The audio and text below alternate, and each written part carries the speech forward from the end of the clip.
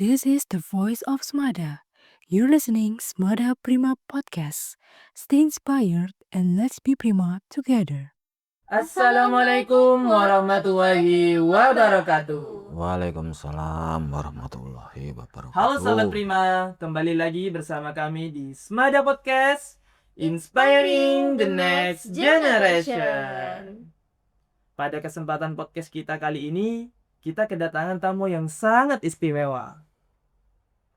Yaitu Bapak Kapolres yang sering kali muncul di FYP kita dengan konten yang sangat edukatif dan juga informatif. Bener banget tuh Dita.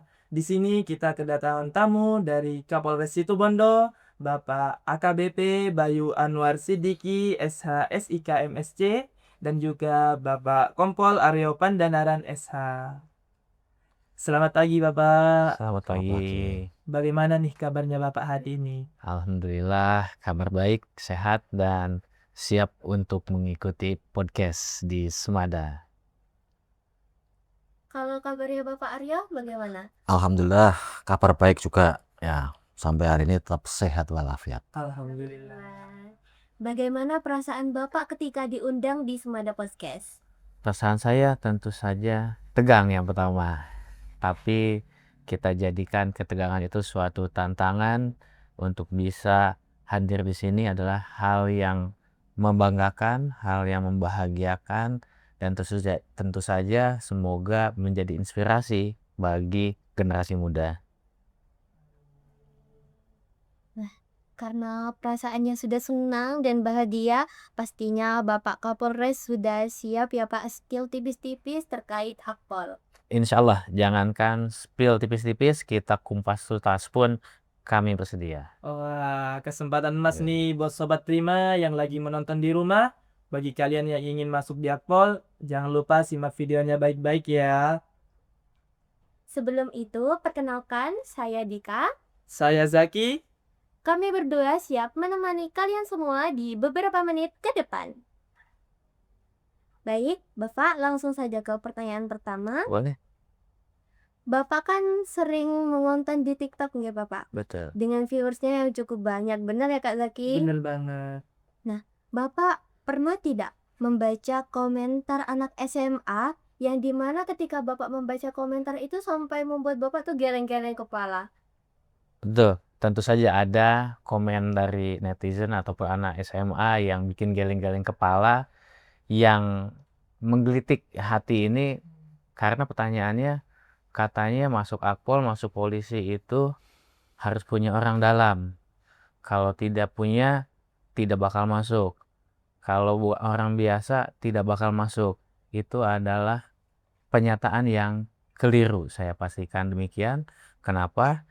Karena saya pun bukan keluarga polisi. Orang tua saya alhamdulillah dua-duanya guru SD, tetapi saya bisa masuk Akpol. Berarti memang pernyataan bahwa yang harus masuk Akpol itu harus punya orang dalam, berarti itu salah. Salah. Karena bagaimanapun juga kita harus mempunyai usaha dari dalam diri kita sendiri Betul. untuk mencapai itu. Nah, berbicara tentang konten nih Pak. Betul. Kan Bapak sebagai seorang polisi tentu saja memiliki banyak kegiatan nih. Betul. Nah, di tengah kegiatan tersebut, Bapak masih sempat untuk membuat konten-konten edukasi untuk anak muda. Nah, motivasi terbesar dari Bapak itu apa? Oke, motivasi terbesar saya melakukan konten atau membuat konten tidak lain hanyalah ingin mendekatkan Polri dengan masyarakat. Kenapa? Karena Gen Z ini susah-susah gampang pendekatannya. Kita kasih flyer, kita kasih buku, agak susah. Tetapi kalau pendekatannya melalui konten edukatif, interaktif, insya Allah itu lebih mudah diterima dan juga jangkauannya lebih banyak daripada saya mengisi satu acara misalnya upacara bendera hari Senin, kemudian memberikan penyuluhan, memberikan himbauan yang hanya segelintir orang di situ, paling satu sekolah, tetapi dengan kita membuat konten tidak hanya di Situbondo tetapi juga tadi disampaikan bisa menembus satu Indonesia bahkan luar negeri. Audiensnya lebih banyak dengan satu kali membuat konten. Betul sekali sih, Kak. Apalagi kan kalau Gen Z sekarang kan lebih senangnya scroll TikTok gitu ya, Kak Benar. Zaki. Daripada scroll TikTok yang tidak bermanfaat, mending lihat kontennya Bapak Kapolres nih. Amin, insyaallah. Dari sana kita bisa mendapatkan banyak manfaat, banyak informasi tentang bagaimana menjadi masyarakat yang peduli terhadap lingkungan. Dan banyak sekali teman-teman saya nih, Pak, yang menganggap bahwa akpol itu adalah kasta tertinggi dan sulit sekali untuk ditembus. Nah, apakah benar seperti itu, Bapak, kenyataannya? Apa memang untuk menembus akpol itu seseram itu ya, Pak, persaingannya? Baik, jadi untuk masuk Akpol itu setidaknya ada 3 tes yang akan dijalani. Selain nanti pada saat pendaftaran ada administrasi, biasanya tes yang harus dipersiapkan adalah tes fisik, kemudian tes psikologis, dan juga akademis. Jadi kalaupun dibilang itu kasta tertinggi, seharusnya dilihat dari persiapan kita sejak awal terhadap tes-tes yang akan kita hadapi tersebut. Gitu Pak Aryo ya? Iya, betul sekali. Berarti persiapannya itu harus memang benar-benar matang ya Bapak. Betul. Nah, kalau semisal kita ingin masuk di Akpol nih Bapak, menurut Bapak yang perlu kita siapkan terlebih dahulu itu apakah nilai, fisik, atau mental terlebih dahulu Bapak? Oke. Tadi saya jelaskan bahwa ketika kita sudah memantapkan diri untuk masuk akademi kepolisian, kita harus mempersiapkan tiga-tiganya. Tidak bisa kita memilih memprioritaskan salah satu. Akan tetapi ada yang tidak bisa kita dapatkan secara instan. Misalnya masalah fisik. Masalah fisik tidak bisa kita dalam 1 bulan sudah bisa mencapai performa terbaik. Tentu saja itu harus dilatih sedini mungkin. Tapi tadi latihan sejak awal bukan berarti memprioritaskan hal tersebut atau tes tersebut. Tes semuanya memiliki komposisi dan juga eh, apa namanya? Ya komposisi masing-masing. Jadi semuanya kalau bisa tiga-tiganya dilatihkan. Jangan memprioritaskan salah satunya. Berarti harus memang semuanya harus dilatih sejak Betul. dini ya Bapak. Dari pendapat Bapak Aryo bagaimana untuk persiapan yang harus kita persiapkan sejak dini? Jadi upaya persiapan ya secara fisik, mental maupun psikologis ya. Karena di rekrutmen penerimaan Polri baik mulai dari tingkat tamtama sampai di Akpol ini kan ada persyaratan yang sifatnya umum, kemudian persyaratan yang sifatnya khusus kan itu. Ada yang ditanyakan lagi? Jadi memang harus sesuai komposisinya masing-masing, Benar. Kak Zaki, harus sama-sama dijalankan. Nah, berbicara soal tes fisik nih, Bapak. Pastinya juga teman-teman sudah banyak yang mulai melatih tes fisiknya mulai dari SMA. Tetapi kan itu sudah harus melakukannya secara tepat ya, Kak Benar. Zaki. Tata caranya harus benar. Nah, apa sih, Pak, yang biasanya tuh anak SMA keliru melakukan tes fisiknya atau ketika latihannya sehingga ketika tes itu mereka gagal atau cedera? Oke, baik. Tadi saya sampaikan di awal. Saya sampaikan sebelumnya bahwa tes fisik ini tidak bisa dadakan, tidak bisa 1 bulan kemudian sudah bisa mencapai performa terbaik. Yang salah adalah itu, ketika sudah tahu mau tes, baru latihan 1 bulan sebelumnya, dan kemudian itu terlalu diforsir sehingga bisa mencederai tubuhnya. Karena ingin menampilkan yang terbaik, tetapi tubuh belum siap sehingga itu menjadi suatu cedera. Itu yang seharusnya dihindari sejak awal. Jadi kalau memang tadi berniat, lebih awal lagi latihannya. Berarti kita harus mempunyai program latihan yang seimbang ya Bapak. Tepat dengan sekali. Kesehatan kita juga untuk menjaga kesehatan. Benar.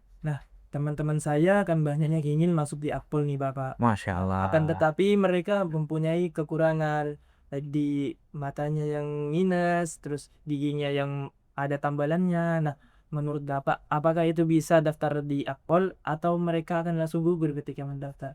Oke.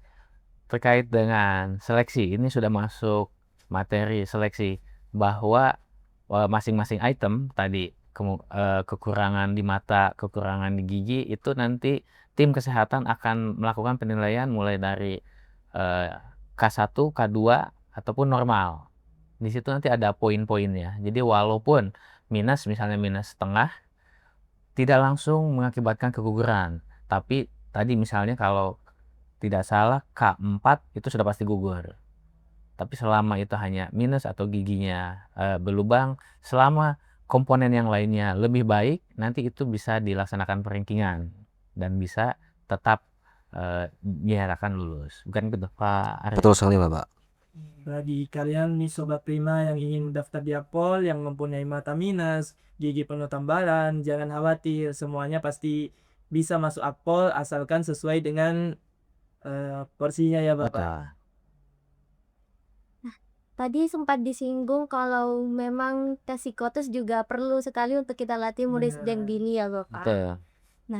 Memang banyak sekali juga yang bilang kalau musuh terbesar tes Akpol itu malah bukan tes fisiknya, tetapi justru tes psikotesnya. Bapak boleh men-spill bagaimana caranya kita agar bisa melatih otak biar nanti ketika tes itu mendapatkan skor tes psikotes yang tinggi. Oke, psikotes itu sebetulnya tadi bukan musuh terbesar, tetapi versi terbaik dari calon peserta. Kita akan dinilai sekonsisten apa kita dalam mengisi setiap soal-soal yang diberikan dalam psikotes itu. Yang salahnya adalah kita tadi ingin menunjukkan yang terbaik, tetapi akhirnya kita tidak konsisten jawabannya. Itu yang menjadikan nilainya rendah ataupun bahkan gugur. Jadi apabila menghadapi psikotes, jadilah diri sendiri. Berarti kita harus fokus ya dalam mengerjakan tes psikotes itu ya. Kalau menurut Pak Arya sendiri bagaimana?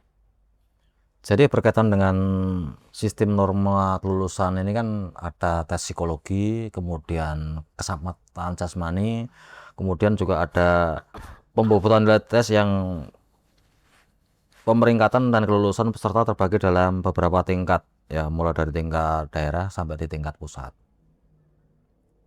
Jadi setiap tahapan seleksi itu ada perankingan gitu. Berarti Untuk menentukan dari kelulusan daerah, di dari pusat ada perankingannya ya Bapak. ya betul. Nah, mau ngomong soal ingin masuk Akpol nih Bapak. Nah, di SMA kan kita sering ikuti organisasi seperti di OSIS, Pramuka, atau di ekstrakurikuler. Nah, bahkan di ekstra kita bisa mendapatkan informasi di akademik maupun non-akademik. Nah, menurut Bapak, apakah prestasi ini bisa menjadi poin plus bagi Ya, kita betul ketika sekali. ingin masuk Akpol? Wah, tentu saja. Dengan aktifnya di organisasi ataupun ekstrakurikuler, di situ kita sudah melihat bahwa siswa tersebut sudah memiliki rasa tanggung jawab. Yang kedua adalah disiplin. Modal tersebut apabila tetap kita latihkan, insya Allah akan berpengaruh kepada sebagai modal kita untuk melaksanakan tes di baik itu tadi Pak Aryo sampaikan, baik itu Tamtama, Bintara, bahkan di Akademi Kepolisian. Jadi bagi yang sudah melaksanakan atau terlibat dalam organisasi itu tetap dijalankan karena itu adalah salah satu bentuk pelatihan dini siswa-siswa dalam membentuk karakter, tanggung jawab, dan juga disiplinnya. Jadi masih bisa dipakai nih Kak Zaki. Nah, buat teman-teman yang masih ragu untuk masukin sertifikat-sertifikat akademik, non-akademiknya untuk daftar Akpol, jangan ragu-ragu lagi ya. Nah, kan taruna Akpol zaman sekarang atau Gen Z itu berbeda dengan zaman dulu nggak, Pak? Nah, apa sih karakter atau skill yang paling dicari untuk calon perwira polisi di zaman era digital sekarang? Baik, seperti disampaikan bahwa Gen Z ini adalah digital native. Sudah menjadi hal yang lumrah berhubungan dengan dunia digital. Itu adalah salah satu yang menjadi poin plus atau tambahan dibandingkan kami-kami yang masih Gen Alpha, yang masih milenial atau baby boomer bahkan.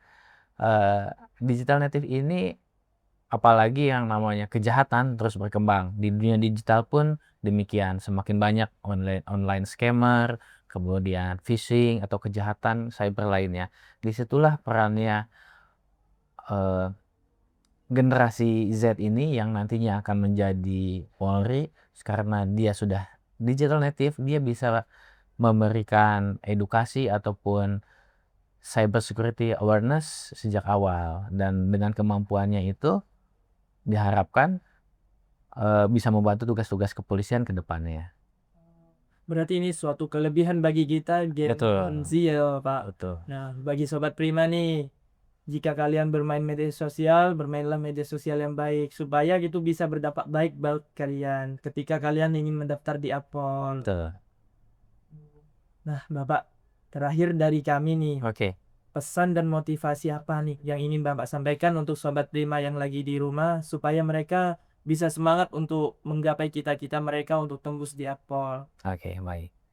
Jadi Sobat Prima, oke, baik. Sobat Prima, apabila yang ingin masuk Apple, kami sampaikan bahwa mimpi masuk ke Akademi Kepolisian tidak dimulai pada saat pendaftaran dimulai, tetapi juga pada saat kita berlatih, disiplin, dan juga menjadi versi terbaik dari diri kalian masing-masing.